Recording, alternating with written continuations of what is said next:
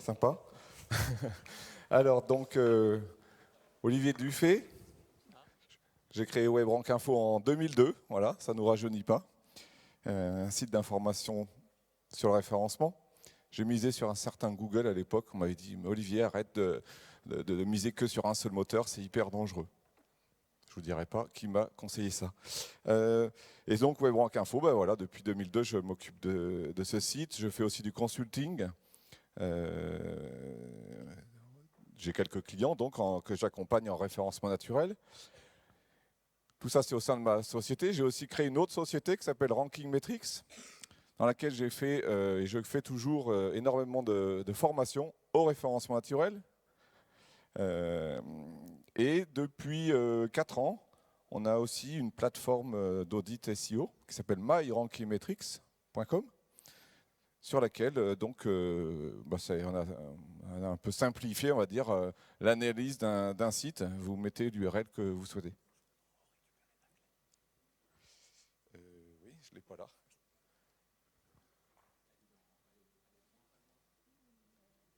Elle est dans la bagagerie, oui.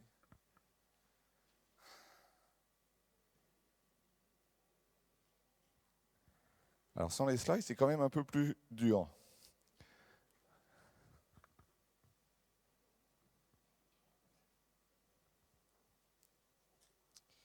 Alors comment on va broder pendant ce temps? Voilà. Qu'est-ce que je pourrais vous raconter?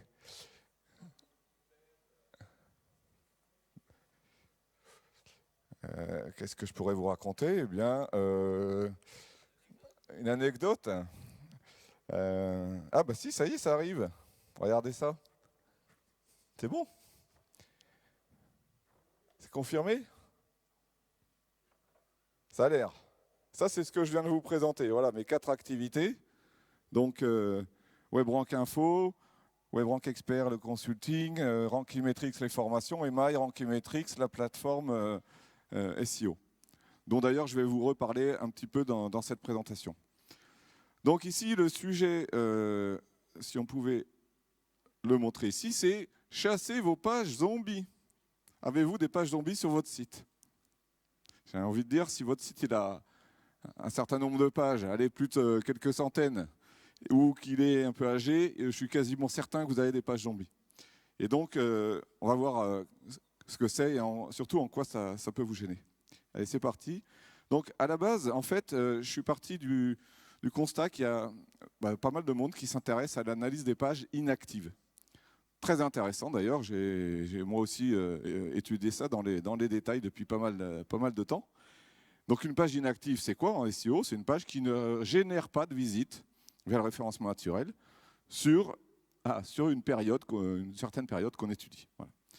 Donc, mon message ici, c'est attention, c'est dangereux de dire, puisqu'une page est inactive, je vais la supprimer de mon site.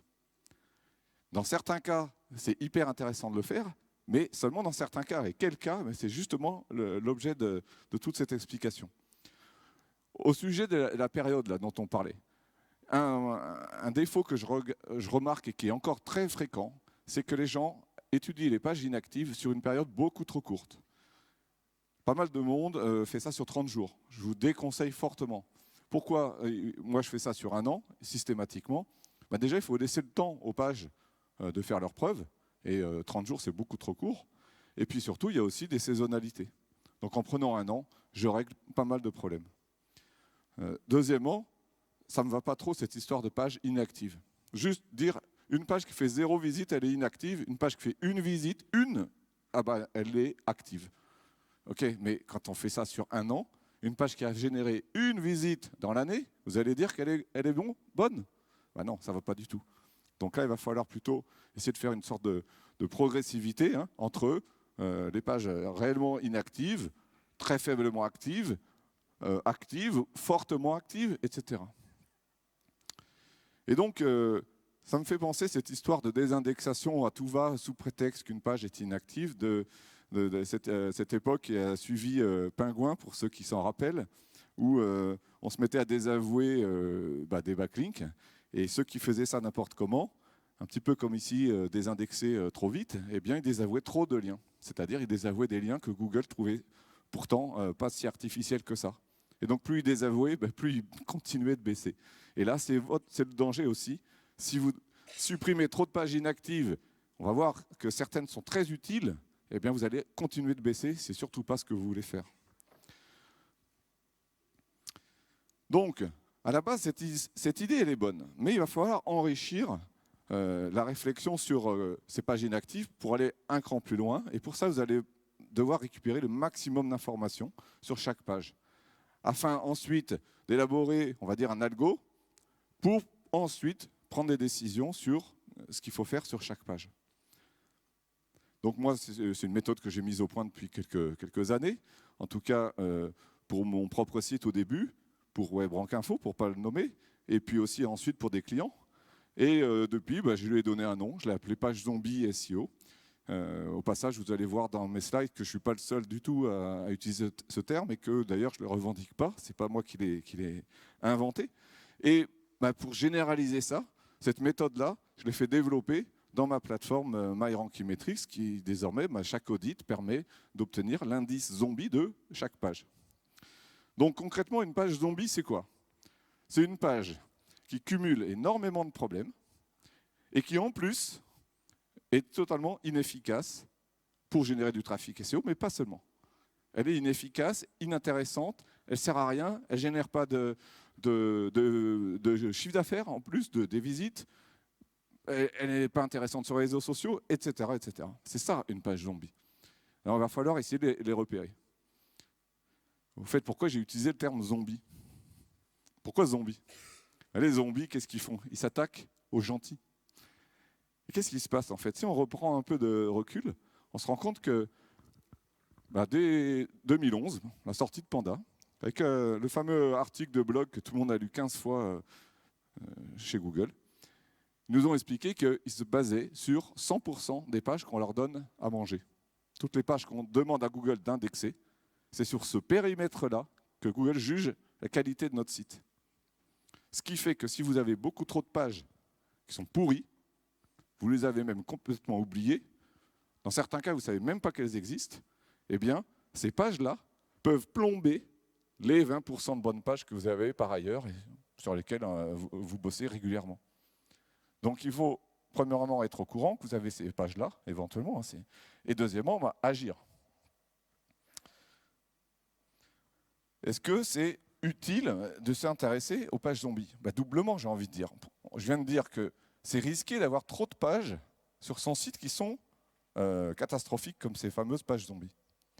C'est risqué d'en avoir trop. Donc premièrement, il va falloir vérifier si vous en avez et si oui, agir. Et deuxièmement, je rappelle quand même que ces pages-là, si vous faites bien le boulot de repérer ce que moi j'appelle des pages zombies, c'est des pages où vous avez quasiment aucun risque à les supprimer. Elles sont inutiles de partout, inefficaces de partout, à condition d'avoir pris toutes ces précautions. Est-ce que c'est intéressant de faire ça en 2019? Est-ce que ce n'est pas une technique de 2010? Pas du tout. À mon avis, c'est une technique même très prometteuse. J'ai d'ailleurs vu de plus en plus de monde s'y intéresser. Deuxièmement, c'est quand même une partie assez complexe. Il va falloir réussir à combiner des aspects purement techniques du SEO à des aspects contenus, à des aspects revenus ou monétisation des pages. Il va falloir aussi maîtriser des bons outils qui vont vous aider à faire ça. Bref, ce n'est pas si simple. Toujours pour rester sur l'idée qu'en 2019 c'est intéressant, il y a un certain Brian Dean que vous connaissez peut-être, du site Backlinko, très intéressant.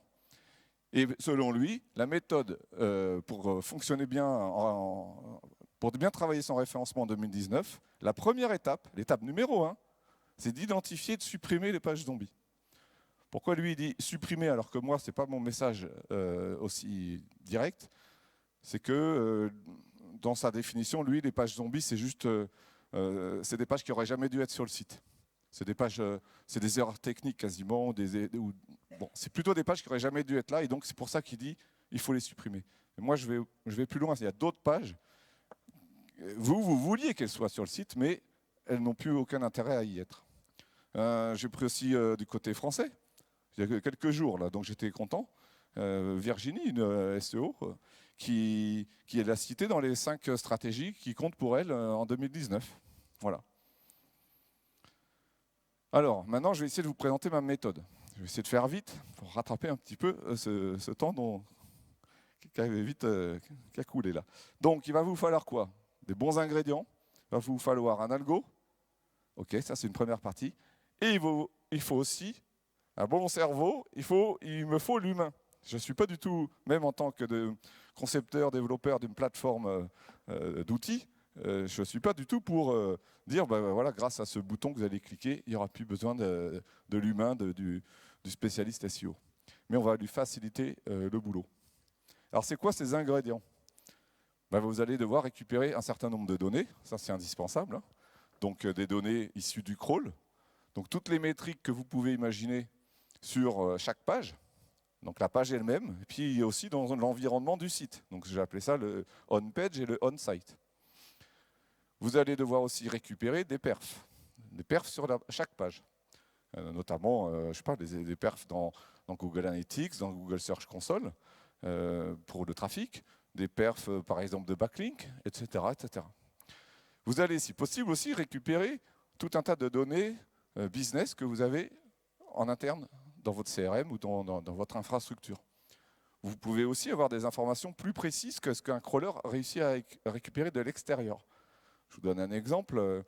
Vous faites un export des dates de publication de vos articles parce que votre CMS, il sait exactement à quelle date ça a été publié, même si ce n'est pas affiché dans le front. Vous pouvez récupérer des données de chiffre d'affaires. Récupérer le maximum d'informations possibles. Ensuite, après tous ces ingrédients, il va vous falloir aussi des outils pour pouvoir manipuler ces données. Juste avant que je donne un peu plus les étapes, quelques conseils. Je vous l'ai dit, je réinsiste, ne vous basez surtout pas sur 30 jours, c'est trop court. Un petit truc qui va ensemble. La plupart des gens qui faisaient sur 30 jours, c'est qu'ils récupéraient leurs logs. Déjà, bravo, parce que tout le monde n'arrive pas à récupérer les logs. Je le sais pour voir des milliers ou dizaines de milliers d'utilisateurs dans la plateforme, c'est extrêmement dur pour beaucoup de monde de récupérer ces logs. Mais même si vous les récupérez, allez les traiter sur un an, au bout d'un moment, ça commence à être un peu costaud. Mais vous n'avez pas forcément besoin des logs. On peut s'en sortir pour cette analyse-là, hein, sans les logs. Attention aussi à l'échantillonnage. Donc ça, c'est pour les sites qui commencent à avoir pas mal de trafic. Quand vous allez demander à Google Analytics, donne-moi les visites que cette page-là a générées en organique, eh bien, vous allez assez vite avoir de l'échantillonnage, surtout si vous vous basez justement sur un an. Bon, vous trouverez des astuces pour éviter ça. Et puis, il va falloir roder votre algo pour qu'il marche aussi bien sur votre site et sur plein d'autres, si jamais dans votre boîte, vous avez plein de sites où vous êtes en agence et vous avez envie d'utiliser pour des clients. Alors, premièrement, en gros, vous avez 2-3 étapes, hein, je vous rassure. Première étape, il va falloir fabriquer un indice qui représente la qualité intrinsèque d'une page. Vous savez, tout à l'heure, je vous ai dit, dans les données qu'on récupère, il y a celles qui correspondent à la page elle-même. Donc, est-ce que la page contient assez de contenu dans la zone principale de la page, hein, c'est l'endroit où Google s'attend à ce qu'il y ait du contenu. Est-ce que la page se charge vite? Est-ce que la page n'est pas au fin fond du site où il faut 15 clics pour finir par la trouver? Est-ce que la page a assez de backlinks? Est-ce que la page a un maillage intelligent? Est-ce que les textes de lien dans le maillage sont variés, etc. Est-ce que l'expérience utilisateur sur mobile, donc, est bonne?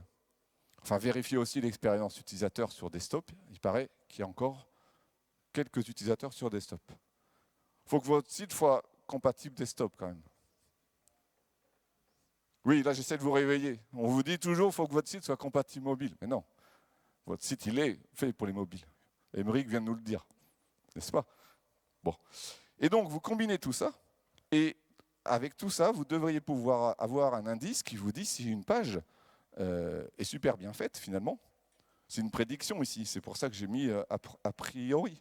C'est-à-dire qu'on ne sait pas si cette page va être efficace, mais si elle a un titre qui a l'air bien, elle a un contenu de taille correcte, elle a tout ce qu'il faut, tout devrait aller.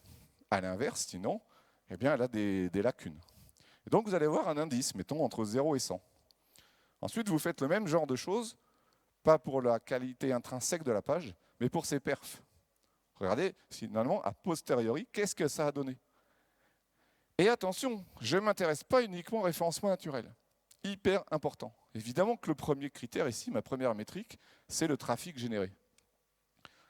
Je vais regarder aussi le nombre de consultations de la page. Ça veut dire quoi ça? Le nombre de fois où la page a été vue. Tout simplement. Comment? C'est possible que des pages soient jamais vues? Eh bien oui. Sur un an? Mais oui, je vous assure, il y a plein de fois, il y a des pages sur votre site que pas un seul internaute n'a même regardé, quelle que soit la source de trafic. Pourquoi j'insiste pour dire qu'il faut absolument cette métrique? Dans mon algo, moi, ça a pas mal changé de l'utiliser. Il ne faut surtout pas supprimer des pages qui, sous prétexte qu'elles ne génèrent aucune visite, elles n'ont plus rien à faire sur le site. Parce que peut-être que quoi? Elles sont efficaces sur Facebook ou sur les réseaux sociaux. Peut-être qu'elles sont efficaces pour vos mailings. Peut-être que c'est une landing page hyper stratégique pour vos pubs. Peut-être que ce n'est pas une landing page, ce n'est pas une page par laquelle les gens arrivent, mais c'est une page importante dans votre tunnel de conversion. C'est une page qui, en fait, sert à générer des ventes ou tous vos objectifs, mais elle ne génère pas de trafic. Ce n'est pas pour autant qu'il faut la supprimer. Hyper important donc. Vous pouvez aussi récupérer le chiffre d'affaires si vous pouvez l'avoir. Vous pouvez aussi récupérer des backlinks, bref, ce qui est lié finalement au perf. Et donc vous allez combiner ces deux indices. Voilà, avec ces deux indices, vous devriez pouvoir, je ne sais pas, vous les multiplier par exemple, et vous allez avoir un indice zombie par page. Et le but de ça, c'est tout simplement que quelle que soit la taille du site, et c'est plus intéressant si le site il fait quelques centaines de pages ou quelques milliers ou quelques centaines de milliers, peu importe, eh bien vous repérez d'un seul coup les pages hyper mauvaises sur tous ces critères, donc les sacrés zombies, quoi, et les bonnes pages. Hein, c'est une espèce de dichotomie comme ça. Et grâce à cet indice, ben, vous allez pouvoir prioriser vos actions. Franchement, moi je le vois au quotidien, c'est la première des choses que me demandent les clients. Je veux pouvoir prioriser les actions, j'ai beaucoup trop de choses à faire dans ma journée. Le SEO, il me donne carrément trop de recommandations, j'ai des données de partout, je veux prioriser mes actions. D'où la nécessité d'avoir ce genre d'indice. Donc ensuite, quand vous avez un indice, ben, vous pouvez faire un bilan. Voilà, sur mon site, globalement, moi j'ai fait un indice de 0 à 100 ici. Ça, c'est un site qui n'est pas terrible. C'est un site qui a trop de pages avec un indice zombie élevé. Vous devriez toutes les pages devraient avoir 0. 0, c'est que la page n'a aucun problème. En fait, c'est pas simple hein, d'avoir 0 tout le temps, donc là j'ai été sympa, aller jusqu'à 20, je considère que c'est encore potable. Voilà. Ça, c'est un site, c'est un gros site média, presse féminine, qui a un trafic qui fait que décroître depuis quasiment un an, et qui ne trouve pas trop de solutions, et qui est infesté de zombies. Voilà. Je ne peux pas vous donner des exemples là tout de suite, et j'en ai un autre derrière. Ça, c'est un site qui cartonne à mort. Il est leader de sa thématique et qui a travaillé en permanence pour réduire ces pages zombies et faire en sorte que quasiment 100% de ces pages, chaque page, il en est tellement ultra fier, et ça, chaque page est travaillée. C'est un site de, vous le voyez à peu près, sur 400 pages. Voilà. Bon voilà, ça c'est le genre d'infos qu'on peut récupérer. Donc vous voyez, vous avez un bilan pour chaque page. Bon là je l'ai anonymisé. Vous avez un indice, soit de quality risk, moi c'est mon indice pour la qualité d'une page, soit un indice zombie. Donc voilà. Alors la question qui tue, hein, la dernière qu'il faut avoir, hein, c'est mais je fais quoi des pages zombies? La règle d'or, c'est je dois essayer de les sauver.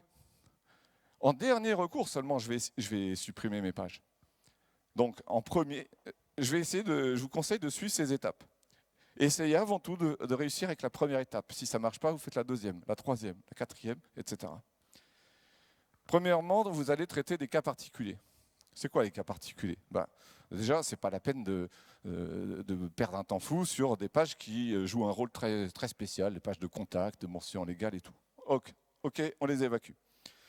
Ensuite, vous pouvez avoir des pages qui fonctionnent une semaine par an. Ben, c'est sûr que si la page elle fonctionne une semaine par an parce que, je sais pas, c'est la Saint-Valentin ou je dis n'importe quoi, eh bien, vous n'allez pas leur demander à ces pages-là de faire un trafic gigantesque rapporté à l'année. Ça peut être donc des pages liées à des actualités. Après, vous allez regarder quand même combien elle a généré de trafic ou de ventes. Je veux dire, s'il y a eu une vente dans l'année, mais c'est une vente pour un produit haut de gamme qui rapporte beaucoup, ça vaut le coup de la garder. Bon, voilà, il va falloir une analyse humaine. À part tous ces petits cas particuliers, vous pouvez. La première des choses que je vous conseille, c'est de vérifier que vous avez donné toutes les chances à la page de cartonner. Est-ce que vraiment vous lui avez donné toutes ces chances? Eh bien, en fait, comme vous avez récupéré toutes les données tout à l'heure, vous avez la liste des problèmes qu'a la page. Et donc, vous allez voir si par hasard, vous ne pourriez pas les corriger, parce que comme ça, vous allez améliorer la page. Un exemple typique, c'est un contenu qui était valable il y a 2 ans, et depuis 2 ans, vous ne l'avez pas renouvelé, et cette page, petit à petit, son trafic, il diminue, et parce qu'en fait, les internautes, ils voient la date, et considèrent que ce n'est pas un contenu intéressant. Google s'en rend compte aussi. Il y a une mauvaise expérience utilisateur, et puis ça diminue. Eh bien, vous mettez à jour le contenu de cette page. Vous allez enlever des parties qui ne sont plus à jour. Vous allez refaire une belle image. Et vous allez la reposter en page d'accueil. Et cette page, elle va avoir une deuxième vie. Elle va remonter. Et elle ne sera plus dans les zombies. Vous aurez transformé une page qui rapportait 0 en une page qui va vous rapporter des visites. Et en plus, vous allez assainir le reste du site. Si vous ne pouvez pas améliorer une page, vous ne voyez pas trop de raisons de façon de faire. Il y a des fois, vous avez fait trop de pages. Vous avez tellement découpé en plein de petits bouts que chacune des pages n'a plus de valeur ajoutée. Chacune des pages a un contenu hyper court. Vous allez les regrouper, ces pages, entre elles. Je vous donne un exemple. Je l'ai vécu sur WebRank Info. Il y a eu à peu près 23 versions de Panda. Panda 1, 2, 3, 4, jusqu'à 23. Jusqu'à ce que Google ne nous donne plus de date officielle pour chaque update Panda. Sur WebRank Info, j'informais à chaque fois qu'il y avait une nouvelle version. Et donc j'ai fait 23 articles. Et les 23 articles se ressemblent. Est-ce que vous croyez qu'aujourd'hui, on a besoin de savoir le Panda numéro 14, qu'est-ce qui s'est passé? Ça ne mérite absolument plus une page. J'en ai fait plus qu'une. Les 23, hop, une. J'ai fait un bilan, je fais une synthèse, je fais une page centrale. Et les 23 ont été redirigés en 301 vers la page centrale. Donc il n'y a pas vraiment eu de perte de contenu, il y a eu plutôt un regroupement. Et les regroupements de contenu, c'est pas vraiment recycler des contenus, mais c'est pour faire un nettoyage, c'est hyper efficace. Et à la fin, vous n'aurez que des bonnes pages. Si tout ça, c'est toujours pas possible, il y a 2 cas de figure. Soit vous devez garder la page sur le site, parce qu'il y a quand même des internautes qui ont besoin de la voir. Peut-être qu'au niveau SEO, vous savez que c'est beaucoup trop dur de la rendre efficace, mais pour d'autres raisons que le SEO, vous devez la garder sur le site. Dans ce cas-là, vous allez la désindexer. Vous allez désindexer la page avec un noindex, mais les internautes, éventuellement, ils pourront la consulter. Pourquoi ça? Google va arrêter de la considérer. Il va arrêter de se baser dessus quand il va juger la qualité de votre site. Et si vraiment cette page, elle est totalement irrécupérable, il n'y a rien à faire, elle n'intéresse plus personne, eh bien vous allez la supprimer carrément du site, en faisant bien attention aussi qu'elle soit désindexée. Voilà. Alors, est-ce que ça marche tout ça? On va voir quelques courbes. Ça, c'était donc 2018. Voilà, premier exemple.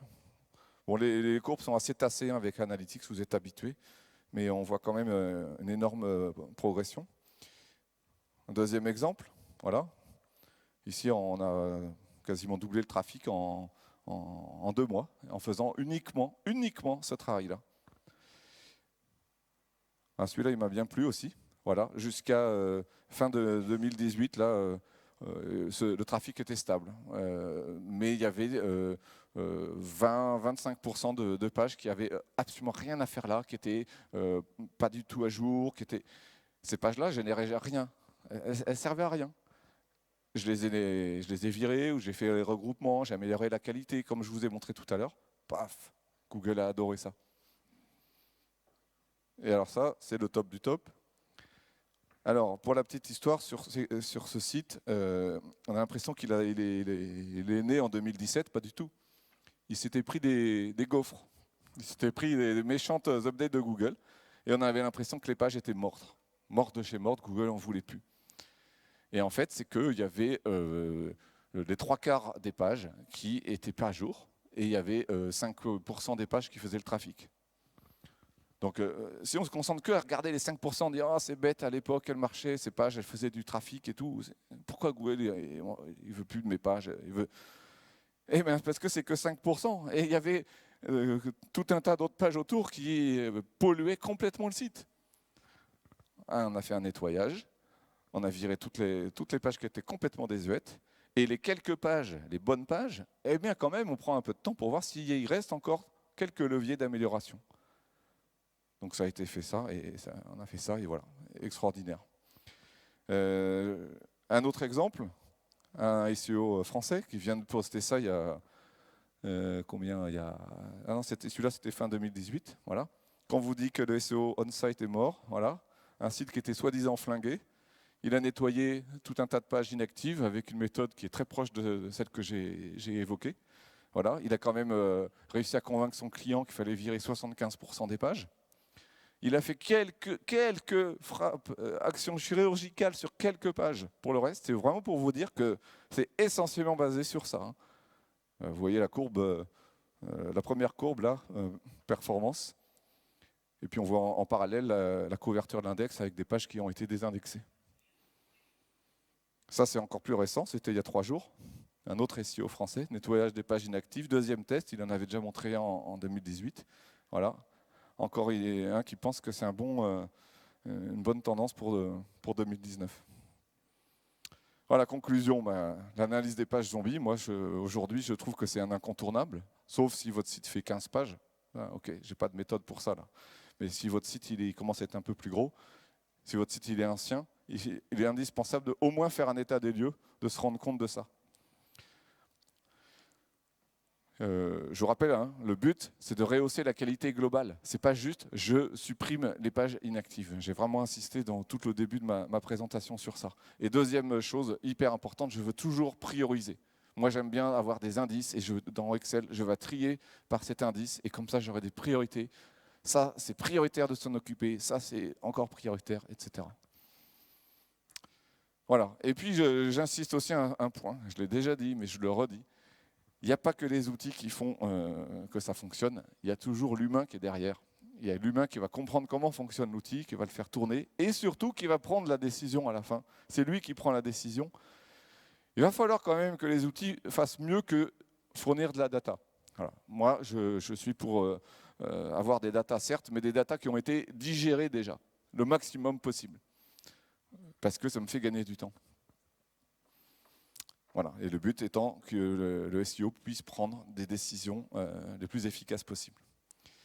Bon, je vous remercie. J'ai donné quelques petits compléments sur mon dossier WebRank Info. Vous chercherez là, les pages zombies SEO. Et puis, je vous invite aussi à tester si ça vous intéresse. Je vous remercie.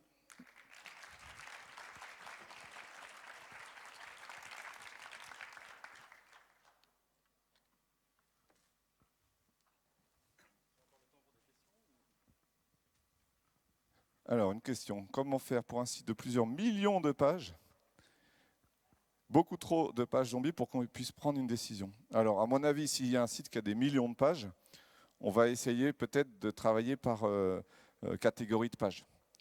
Peut-être qu'il y a des catégories, des types de pages qui ont été créées à une époque, qui ont été indexées et qui n'auraient pas dû. On ne s'en rendait pas forcément compte à ce moment-là, ou alors peut-être qu'à ce moment-là ça fonctionnait, mais aujourd'hui ça ne fonctionne plus avec les algos de Google, aujourd'hui ça ne pardonne plus. Donc on va repérer des types de pages, histoire que ce soit plus clair, imaginons qu'on ait fait des tags, et qu'en fait 80% de nos URL ce sont des tags. Donc c'est des pages tags qui n'ont aucun intérêt pour le référencement naturel dans beaucoup de cas. Donc si jamais c'est ça, eh bien on va pouvoir sabrer vraiment là par paquet. Mais encore une fois, si on a les bonnes datas sous le nez. Hein. Bon, c'est sûr, plusieurs millions, ça risque d'être quand même un travail de longue haleine. Pas d'autres questions? Non? Bon, ben, je pense qu'on va passer à la conclusion de la journée de l'événement.